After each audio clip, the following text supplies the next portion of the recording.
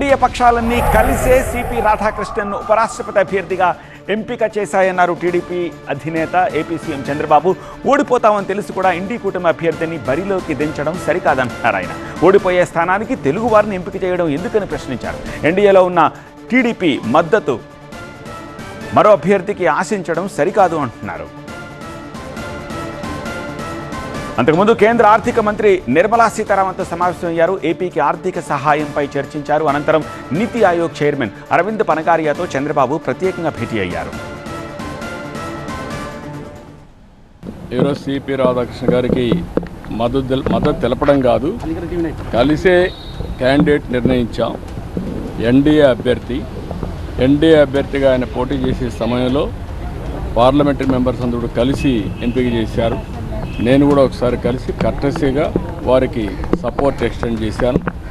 దేశంలో గౌరవించదగ్గ వ్యక్తి. Telugu Desam party election ముందు నుంచి కోయలేషన్లో ఉన్నాం, ఎన్డీఏలో ఉన్నాం. ఒకసారి ఎన్డీఏ అభ్యర్థి పెట్టిన తర్వాత ఓడిపోతామని తెలిసి మళ్ళీ అభ్యర్థులు పెట్టేందుకు అది గుర్తుపెట్టుకోవాల్సిన అవసరం ఉంది. తెలుగువాడన్నప్పుడు గెలిచే అభ్యర్థిని పెట్టుకోవాల్సిన బాధ్యత అదర్ పొలిటికల్ పార్టీస్కి ఉంటుంది. ఏది ఏమైనా ఒకసారి తెలుగు వాళ్ళ కోసం పివి నరసింహరావు గారు ప్రధానమంత్రిగా ఉండి ఆ రోజుట్లో మీరు ఒక్కసారి చూస్తే తెలుగుదేశం పార్టీ కాంగ్రెస్ పోరాడుతున్న తెలుగువాడి కోసం ఆ రోజు త్యాగం చేశాం, సపోర్ట్ చేశాం. అదే సమయంలో ఇప్పుడు ఎన్డీఏలో మేము ఎలక్షన్ ముందే ఉన్నాం. 2 గవర్నమెంట్లు కూడా ఎన్డీఏ గవర్నమెంట్లు. అలాంటప్పుడు ఎక్స్పెక్ట్ చేయడం కానీ మాట్లాడడం కానీ కరెక్ట్ కాదు.